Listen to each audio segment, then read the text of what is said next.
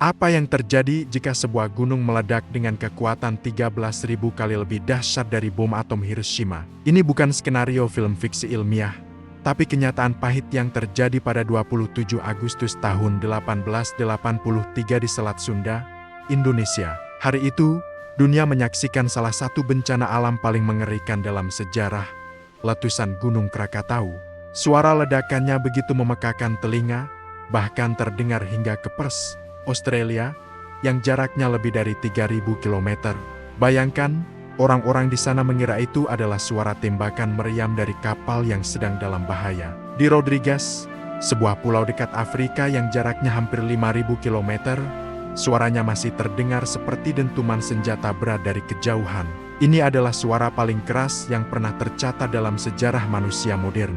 Tapi suara hanyalah permulaan dari teror yang sesungguhnya. Letusan ini memuntahkan kolom abu vulkanik raksasa yang menjulang hingga 80 km ke atmosfer, menyelimuti wilayah sekitarnya dalam kegelapan total selama lebih dari 2 hari. Partikel-partikel debu halus dari letusan ini menyebar ke seluruh dunia, menyebabkan fenomena alam yang aneh dan spektakuler. Matahari terbit dan terbenam di berbagai belahan dunia berubah menjadi merah menyala selama bertahun-tahun. Para seniman pada masa itu, tanpa sadar, mengabadikan fenomena ini dalam lukisan mereka.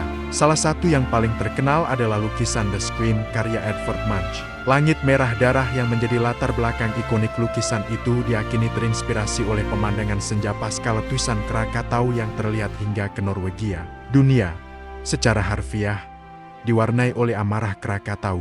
Namun, dampak yang paling menghancurkan adalah tsunami raksasa yang dipicu oleh runtuhnya sebagian besar badan gunung ke dalam laut. Gelombang setinggi lebih dari 30 meter, setara dengan gedung 10 lantai, menerjang pesisir Banten dan Lampung tanpa ampun. Seluruh desa dan kota pesisir, seperti Merak, Anyer, dan Teluk Betung, luluh lantak, disapu bersih dari peta. Kapal-kapal uap besar terlempar jauh ke daratan. Salah satu contoh yang paling terkenal adalah kapal perang milik Belanda, Brouw, yang ditemukan terdampar hampir 3 km di tengah hutan. Ini menjadi saksi bisu betapa dahsyatnya kekuatan gelombang yang menerjang. Kisah-kisah para penyintas terdengar seperti mimpi buruk. Mereka menceritakan bagaimana air laut tiba-tiba surut, lalu kembali dengan amukan yang tak terbayangkan, membawa puing-puing, rumah, pohon, dan manusia. Akibat langsung dari letusan dan tsunami ini sangat mengerikan. Secara resmi, jumlah korban jiwa tercatat sekitar 36.417 orang. Namun, banyak sejarawan percaya bahwa angka sebenarnya jauh lebih tinggi, mungkin mencapai lebih dari 100.000 orang, karena banyak korban yang tidak pernah ditemukan atau tercatat. Sebagian besar korban tewas bukan karena aliran lahar panas atau abu vulkanik, melainkan karena tersapu oleh tsunami dahsyat yang datang setelahnya.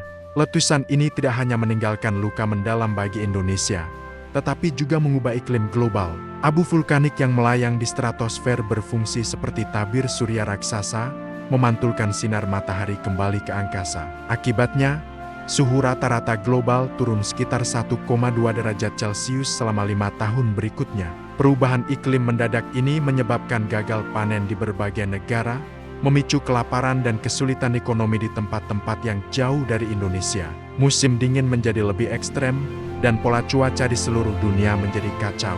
Pulau Krakatau yang dulunya gagah, hancur.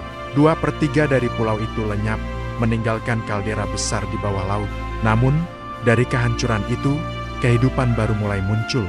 Pada tahun 1927, sekitar 44 tahun setelah letusan dahsyat, aktivitas vulkanik baru terlihat di dasar kaldera. Sebuah gunung baru mulai tumbuh dari sisa-sisa Krakatau. Gunung ini diberi nama Anak Krakatau. Anak Krakatau terus tumbuh aktif hingga hari ini, menjadi pengingat konstan akan kekuatan alam yang luar biasa dan sejarah kelam yang terkubur di bawahnya. Letusan Krakatau 1883 adalah pelajaran berharga tentang betapa kecilnya kita di hadapan kekuatan alam. Bencana ini menunjukkan bagaimana sebuah peristiwa di satu sudut dunia dapat berdampak pada seluruh planet, mengubah langit, iklim, dan kehidupan jutaan orang. Kisah Krakatau adalah cerita tentang kehancuran total, tapi juga tentang ketahanan dan kelahiran kembali. Ini adalah warisan geologis yang akan terus dipelajari dan dihormati oleh generasi-generasi mendatang. Jadi, apa itu Krakatau? Krakatau adalah sebuah pulau vulkanik yang terletak di Selat Sunda, antara Pulau Jawa dan Sumatera di Indonesia. Sebelum letusan dahsyatnya, Krakatau sebenarnya adalah sebuah pulau yang cukup besar, terbentuk dari beberapa kerucut vulkanik. Namun, semua itu berubah pada bulan Agustus tahun 1883. Tanda-tanda aktivitas vulkanik sebenarnya sudah dimulai sejak bulan Mei tahun itu. Gempa bumi kecil terasa, dan kepulan asap serta abu mulai membumbung dari salah satu kawahnya. Para pelaut yang melintas melaporkan suara gemuruh dan ledakan-ledakan kecil. Namun, tidak ada yang menyangka bahwa ini hanyalah awal dari sesuatu yang jauh lebih mengerikan. Puncaknya terjadi pada tanggal 26 dan 27 Agustus tahun 1883. Serangkaian ledakan kolosal mengguncang pulau itu. Ledakan yang paling kuat terjadi pada pagi hari tanggal 27 Agustus. Kekuatan ledakannya diperkirakan setara dengan 200 megaton TNT, atau sekitar 13.000 kali lebih kuat dari bom atom yang dijatuhkan di Hiroshima. Suara ledakan ini tercatat sebagai suara paling keras yang pernah didengar dalam sejarah modern. Terdengar hingga sejauh 5.000 km, sampai ke Pulau Rodrigues di dekat Mauritius dan Alice Springs di Australia. Orang-orang di sana mengira itu adalah suara tembakan meriam dari kapal yang sedang dalam kesulitan. Gelombang tekanan udaranya bahkan mengelilingi bumi hingga 7 kali. Akibat letusan ini sangatlah mengerikan. Hampir 2/3 bagian Pulau Krakatau hancur dan runtuh ke dalam laut, menciptakan kaldera raksasa di bawah permukaan air. Runtuhnya gunung ini memicu tsunami yang luar biasa dahsyat. Gelombang setinggi lebih dari 30 meter, bahkan ada laporan yang menyebutkan mencapai 40 meter, menerjang pesisir Jawa Barat dan Sumatera Selatan. Ratusan desa dan pemukiman di sepanjang pantai tersapu bersih, seolah-olah tidak pernah ada. Dampak letusan tidak hanya berhenti di situ. Kolom abu vulkanik dimuntahkan hingga ketinggian 80 km ke atmosfer. Langit di sekitar Selat Sunda menjadi gelap gulita selama lebih dari 2 hari. Hujan abu dan batu apung turun di area yang sangat luas, bahkan sampai ke kapal-kapal yang berlayar ratusan kilometer jauhnya. Partikel-partikel abu halus dari letusan ini menyebar ke seluruh dunia melalui jet stream di atmosfer. Lalu, bagaimana dampaknya ke negara-negara lain? Ini yang membuatnya menjadi peristiwa global. Partikel sulfur dioksida dan abu di stratosfer memantulkan sinar matahari, menyebabkan suhu rata-rata global turun sekitar 1,2 derajat Celcius pada tahun berikutnya. Fenomena ini menyebabkan cuaca yang tidak menentu di seluruh dunia. Musim panas menjadi lebih dingin di berbagai belahan bumi, dan pola curah hujan terganggu. Yang paling ikonik adalah efek visualnya. Selama beberapa tahun setelah letusan, matahari terbenam di seluruh dunia menjadi sangat spektakuler. Langit berubah menjadi warna merah, oranye, dan ungu yang sangat cerah dan menyala-nyala. Seniman di seluruh dunia terinspirasi oleh pemandangan ini. Salah satu lukisan paling terkenal, The Scream karya Edvard Munch, diakini terinspirasi oleh pemandangan langit senja yang aneh dan berwarna-warni di Norwegia, yang disebabkan oleh abu Krakatau. Jadi, sebuah letusan di Indonesia bisa menginspirasi sebuah mahakarya seni di Eropa. Luar biasa, bukan? Sekarang, mari kita bicara tentang bagian yang paling tragis, para korban. Jumlah korban jiwa akibat letusan Krakatau sangatlah besar. Angka resmi dari pemerintah Hindia Belanda saat itu mencatat sekitar 36.417 orang meninggal dunia. Sebagian besar dari mereka, sekitar 90%, tewas bukan karena aliran piroklastik atau abu panas secara langsung, melainkan karena tsunami dahsyat yang menyapu bersih pemukiman pesisir. Gelombang raksasa itulah pembunuh utamanya. Bayangkan, dalam sekejap, puluhan ribu nyawa hilang. Komunitas yang tadinya ramai menjadi sunyi. Ini adalah tragedi kemanusiaan yang luar biasa, sebuah pengingat betapa kecilnya kita di hadapan kekuatan alam. Namun, ada beberapa kisah bertahan hidup yang luar biasa. Ada laporan tentang orang-orang yang selamat dengan berpegangan pada puing-puing atau bahkan batu apung yang mengambang di laut selama berhari-hari. Setelah letusan, dunia seakan melupakan Krakatau untuk beberapa dekade. Kaldera yang tersisa tersembunyi di bawah permukaan laut. Namun, alam tidak pernah diam. Sekitar tahun 1927, aktivitas vulkanik baru mulai terdeteksi di lokasi yang sama. Sebuah gunung berapi baru mulai muncul dari dalam laut, dari kaldera yang ditinggalkan oleh induknya. Gunung ini tumbuh dengan cepat, kadang-kadang beberapa meter dalam setahun. Para nelayan dan ilmuwan menamainya anak Krakatau. Anak Krakatau terus aktif hingga hari ini. Ia adalah pengingat hidup dari kekuatan yang tersembunyi di bawah permukaan bumi. Aktivitasnya terus dipantau secara ketat oleh para ahli vulkanologi, karena kita tahu betul potensi destruktif yang dimilikinya. Seperti yang kita lihat pada tsunami Selat Sunda tahun 2018 yang juga dipicu oleh aktivitas anak Krakatau. Letusan Krakatau 1883 adalah sebuah studi kasus yang penting bagi para ilmuwan. Peristiwa ini membantu kita memahami hubungan antara aktivitas vulkanik, tsunami, dan perubahan iklim global. Ini juga mendorong pengembangan sistem peringatan dini bencana, meskipun kita tahu masih banyak yang harus diperbaiki. Kisah Krakatau adalah cerita tentang kehancuran total, tetapi juga tentang kelahiran kembali dan ketahanan alam. Sebuah pulau hancur, namun kehidupan baru muncul dari abunya. Ini adalah salah satu pelajaran terpenting dari alam, bahwa kekuatan destruktif dan kreatif seringkali berjalan beriringan. Krakatau mengajarkan kita untuk menghormati kekuatan bumi dan untuk selalu siap menghadapi ketidakpastian yang ditimbulkannya. Gunung Krakatau, yang terletak di Selat Sunda antara Pulau Jawa dan Sumatera, sebenarnya adalah sebuah kompleks gunung berapi purba. Sebelum letusan dahsyat itu, Krakatau terdiri dari 3 puncak utama, Rakata, Danan, dan Perbuatan, yang semuanya menyatu di atas satu dapur magma raksasa. Selama berabad-abad, gunung ini relatif tenang, namun di bawah permukaan, tekanan terus meningkat, menyiapkan panggung untuk sebuah bencana yang tak terbayangkan. Tanda-tanda awal mulai terlihat pada Mei tahun 1883. Getaran-getaran kecil dirasakan, dan asap serta abu mulai keluar dari puncak Perbuatan. Aktivitas ini terus meningkat selama beberapa bulan berikutnya. Para pelaut yang melintasi Selat Sunda melaporkan suara gemuruh dan awan abu yang membubung tinggi ke angkasa. Namun, tidak ada yang bisa memprediksi skala kehancuran yang akan datang. Puncaknya terjadi pada tanggal 26 dan 27 Agustus tahun 1883.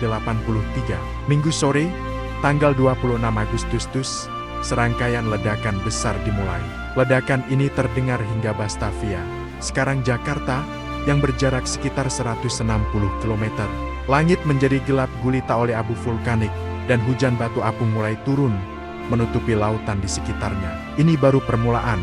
Keesokan paginya, Senin, 27 Agustus tahun 1883, 4 ledakan kataklismik terjadi.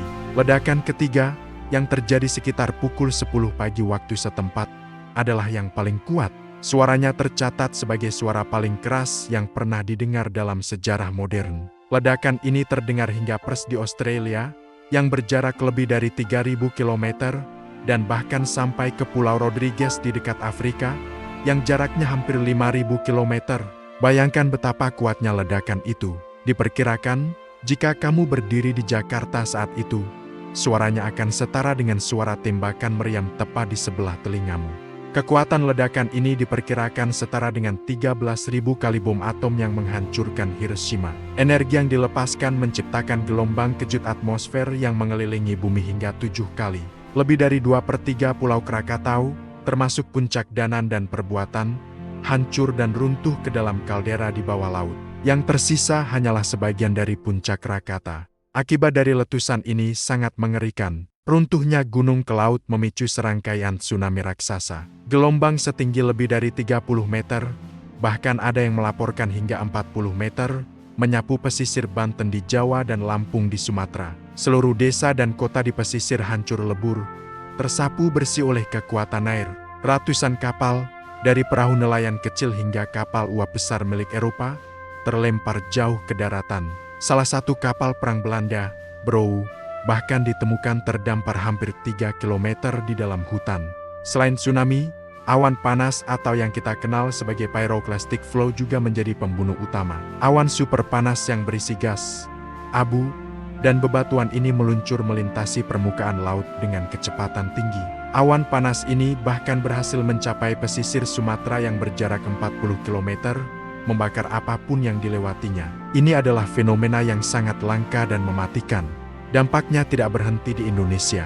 Letusan Krakatau memiliki efek global yang signifikan.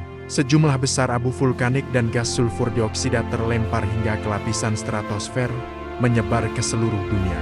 Partikel-partikel ini memantulkan sinar matahari kembali ke angkasa, menyebabkan suhu global turun rata-rata sekitar 0,4 derajat Celcius selama beberapa tahun setelah letusan. Fenomena ini juga menciptakan pemandangan matahari terbenam yang spektakuler di seluruh dunia. Selama berbulan-bulan, bahkan bertahun-tahun, orang-orang dari London hingga New York melaporkan langit senja yang berwarna merah darah dan ungu yang sangat cerah.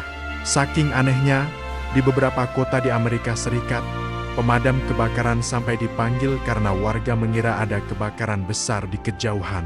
Bahkan, ada teori yang mengatakan bahwa lukisan terkenal The Scream karya Edvard Munch terinspirasi oleh langit berwarna aneh akibat letusan Krakatau ini. Secara ilmiah, letusan ini memberikan banyak sekali data. Gelombang tekanan udara yang dihasilkan dideteksi oleh barograf di seluruh dunia, membantu para ilmuwan memahami bagaimana atmosfer bekerja. Fenomena Krakatoa Sunsets juga memicu penelitian tentang bagaimana partikel di atmosfer dapat mempengaruhi cuaca dan iklim. Sekarang, mari kita bicara tentang korban. Angka resmi yang dikeluarkan oleh pemerintah Hindia Belanda mencatat jumlah korban tewas sekitar 36.417 orang.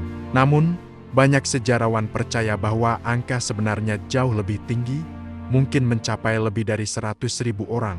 Sebagian besar korban tewas bukan karena letusan itu sendiri, melainkan karena tsunami dahsyat yang menyusul. Seluruh populasi dari ratusan desa di pesisir Banten dan Lampung lenyap dalam sekejap.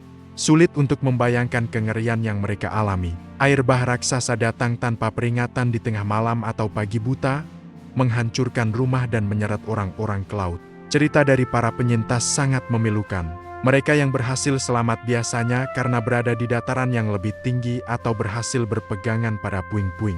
Dampak ekologisnya juga luar biasa. Pulau-pulau di sekitar Krakatau menjadi steril, tanpa tanda-tanda kehidupan. Namun, alam memiliki cara luar biasa untuk pulih. Hanya dalam beberapa tahun, kehidupan mulai kembali. Benih-benih yang dibawa oleh burung atau terdampar di pantai mulai tumbuh. Para ilmuwan menggunakan pulau-pulau ini sebagai laboratorium alami untuk mempelajari bagaimana ekosistem baru terbentuk dari nol, sebuah proses yang disebut suksesi ekologis. Dan bagaimana dengan Krakatau sendiri? Apakah ia hilang selamanya? Tidak juga. Pada tahun 1927, sekitar 44 tahun setelah letusan dahsyat, aktivitas vulkanik baru muncul dari kaldera yang terendam. Sebuah kerucut vulkanik baru perlahan-lahan muncul dari permukaan laut. Gunung baru ini diberi nama Anak Krakatau. Anak Krakatau terus tumbuh aktif hingga hari ini, dengan rata-rata pertumbuhan sekitar 5 meter per tahun. Gunung ini secara teratur mengalami letusan kecil, mengingatkan kita bahwa kekuatan yang sama yang menghancurkan induknya masih ada di bawah sana. Pada tahun 2018, sebagian lereng Anak Krakatau runtuh, yang juga menyebabkan tsunami di Selat Sunda, sebuah pengingat tragis akan bahaya yang terus mengintai. Letusan Krakatau 1883 adalah sebuah pelajaran penting bagi umat manusia. Peristiwa ini menunjukkan betapa kecilnya kita di hadapan kekuatan alam. Ini juga mendorong perkembangan ilmu vulkanologi dan sistem peringatan dini tsunami. Meskipun masih banyak yang harus kita pelajari, kisah Krakatau adalah kisah tentang kehancuran total, tetapi juga tentang ketahanan, pemulihan, dan kelahiran kembali. Sebuah pengingat abadi tentang kekuatan planet kita yang dinamis dan terkadang menakutkan. Terima kasih sudah menonton video ini. Semoga informasi ini bermanfaat dan menambah wawasan kalian tentang salah satu peristiwa paling luar biasa dalam sejarah. Jangan lupa untuk like, komen, dan subscribe agar tidak ketinggalan konten-konten menarik lainnya dari kami. Sampai jumpa di video berikutnya.